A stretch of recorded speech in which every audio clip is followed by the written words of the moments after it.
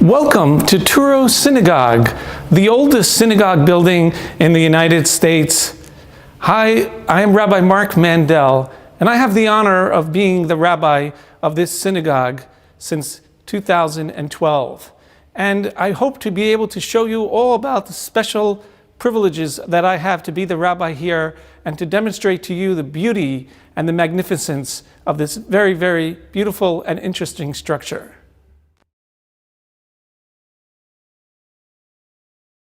The Touro Synagogue has a fantastic and fascinating history. The first Jews to arrive on these shores came to Newport in the 1600s. And up the street, just a few blocks from here, we have the Touro Synagogue Cemetery, one of the oldest cemeteries, one of the oldest Jewish cemeteries in the United States. The first Jews were here in the 1600s, but it took them a while to get settled and to prosper. By the 1700s, Newport was a blossoming town and a booming, prosperous city, and the Jews prospered with them. And they decided, we need to build a synagogue. We need to have a place of worship. And these Sephardic Jews that were fleeing the persecution of the Inquisition felt free enough here at Newport to build this beautiful sanctuary in the 1700s on the top of the hill. If you notice, we are facing the entire city. As you look down, you can see everything. The Jews felt secure here. They felt comfortable here. And so thus begins their journey to build this synagogue. And they began in the 1760s and finished it by 1763. Now, how did they know what to do? What did they know? What did the architects know about synagogues? And there were no Jewish architects in the United States at the time. Well, very interestingly, Isaac Touro came from Amsterdam. And Isaac Touro was one of the students in Amsterdam. And he was familiar with the wonderful Spanish-Portuguese synagogue. And he told the architect, Peter Harrison, let's build the synagogue like the one I remember. But first, when you have a synagogue, you need a Torah. I would like to show you this fascinating Torah that Isaac Touro brought with him all the way from Amsterdam as a gift to the people of Newport, to the Jewish community, a 500-year-old Torah. This Torah, we believe, was rescued from the time of the Inquisition, from Spain or Portugal.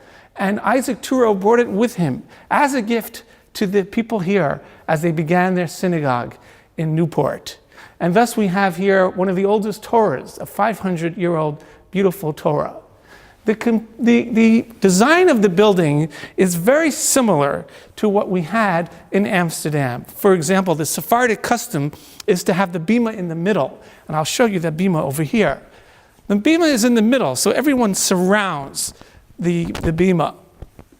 Interestingly enough, when the Jews came here, Isaac Touro and the architect, they built a trap door that is here on this bima and that goes downstairs. And the question is why? Why did they need a trap door here? Were they concerned about their safety?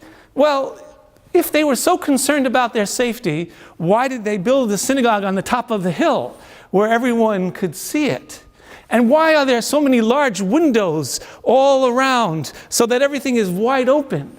So that leaves the question, then why a trap door that goes downstairs? Why?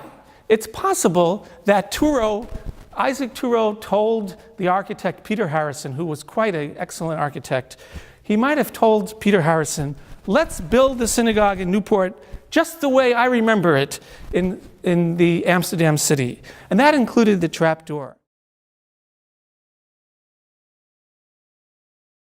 It's fascinating to note that the founders of Touro Synagogue were Sephardic Jews. They came here because they were fleeing persecution. And at the time of the Inquisition, the Jews were traveling in different locations. They tried to go with Columbus to discover an area where they could be free. Many of them ended up in the Caribbean.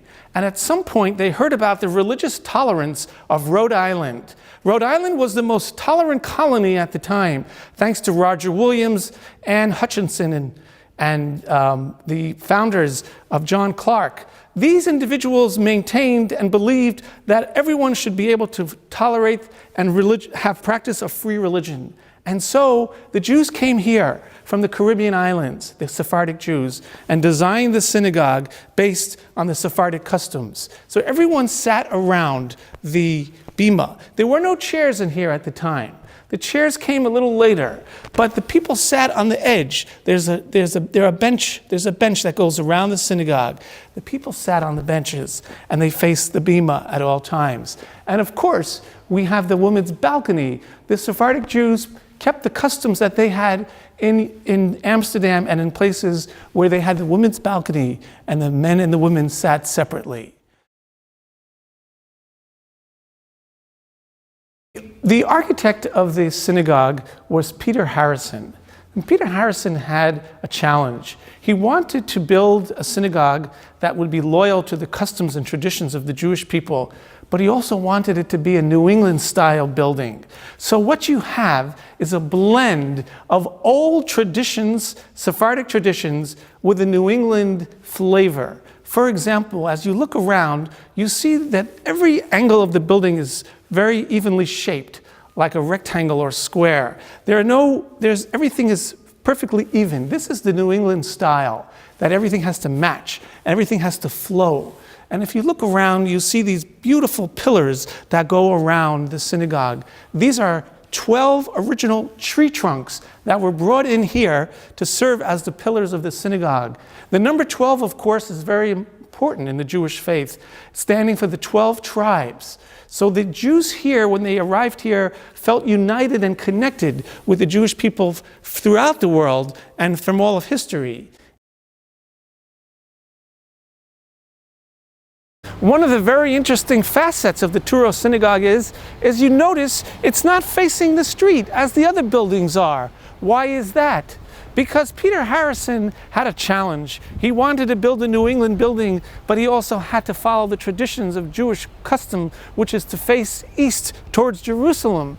So Peter Harrison built the synagogue on an angle, so you would actually not see it necessarily as you walked up the street, and thus maintaining the sanctity of the Jewish customs.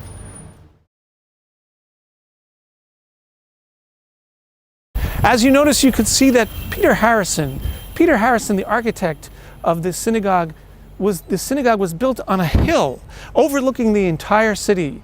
So one of the very first buildings you see when you enter Newport would be the Touro Synagogue. It was built on a hill because the Jews felt comfortable here in the 1700s. They felt accepted, and therefore they wanted everyone to see, and they were proud of their Jewish heritage that they had lost over the years due to the Spanish Inquisition. Also, as you can see, this beautiful fence surrounding the synagogue was donated by the Touro brothers, Abraham and Judah Touro. And the Touro brothers were very generous to Touro Synagogue, and thus we have the name Touro Synagogue in great gratitude to Isaac Touro, Abraham Touro, and Judah Touro.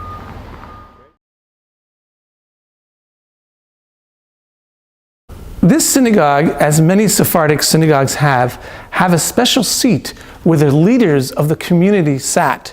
They did not have a rabbi per se when they opened the synagogue in the 1700s, but they had community leaders, people that were very involved and very dedicated.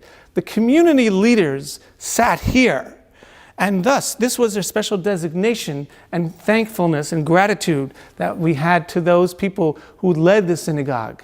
Because this is the very first synagogue building in the United States, there have been many very interesting and important people that have come through the doors, including America's first president, George Washington.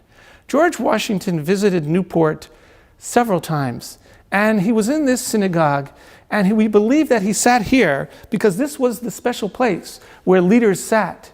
In addition, George Washington wrote the famous letter to the people of Newport that talks about religious tolerance. This letter has gone on to represent the symbol of America's freedom for all religions and for all people.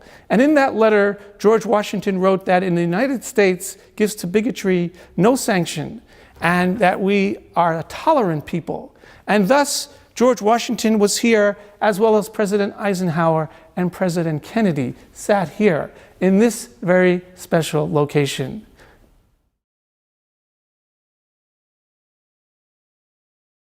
The Jews of Newport, when they arrived, primarily people. And they had contacts all over the world because of the fact that they had been running from country to country. And thus they became very prosperous in Newport. They were able to bring in goods that were never here before. And they were able to have an opportunity to thrive and succeed in business. One of the men who did very well in Newport was Aaron Lopez. He donated this beautiful chandelier, which of course is an original chandelier, which has place for candles.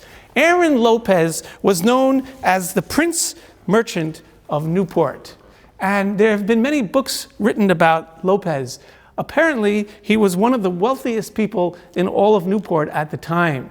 And Aaron Lopez, when he came here, his name was Eduardo Lopez. He and his many other Spanish immigrants had lived as conversos. And when he came to Newport, he felt so comfortable and free that he went back to his Hebrew name, Aaron. And thus, we had Aaron Lopez donating this magnificent chandelier. Of course, we still use these all the time with candles that are lit, and it gives it a beautiful flavor. In fact, on Yom Kippur evening, when we gather for Kol Nidre, all the lights are off, and just the candles are lit. And as the sun sets, and as we begin Kol Nidre, it is a very, very special feeling to be in this, the oldest synagogue building since 1763, and to be in here with the original lamps, with the original chandeliers, and the original magnitude. The Sephardic Jews, in the description and the way they built in Europe, was very often to have women's balconies. And thus, Peter Harrison modeled this synagogue as the one in Amsterdam was, with a women's balcony. And thus, when they arrived here in Newport, they decided to build, very similar to the women's balcony in Amsterdam, this balcony here. And we have the opportunity for the woman to see and view the entire structure of the building. And they had a separate entrance for the women to arrive and to come up the stairs, with a separate entrance for the women and one entrance for the men. They also felt that the windows, of course, would be able to provide enough light for everyone to be able to see, for both the men and the women. And thus you have the magnificent windows surrounding the women's section, so that just as you had in the men's section, there'll be enough light for everyone to see. In addition to that, we have a classroom that was built for the students here. And that is adjacent to the women's balcony. I'd like to show you that. It was very interesting that these were very forward-thinking people. For them, it was very important for their youngsters to have a Jewish education. And thus, if you come in through this entrance over here, adjacent to the women's section, you find this classroom. It's rather small, but don't forget, this was never a very large Jewish community, and there were never hundreds and hundreds of kids, but they needed a classroom for the young people, and thus they established this room to be a place of learning so that the Jews could reacquaint themselves with their faith that some of them had lost over the years due to their fleeing from the Spanish Inquisition.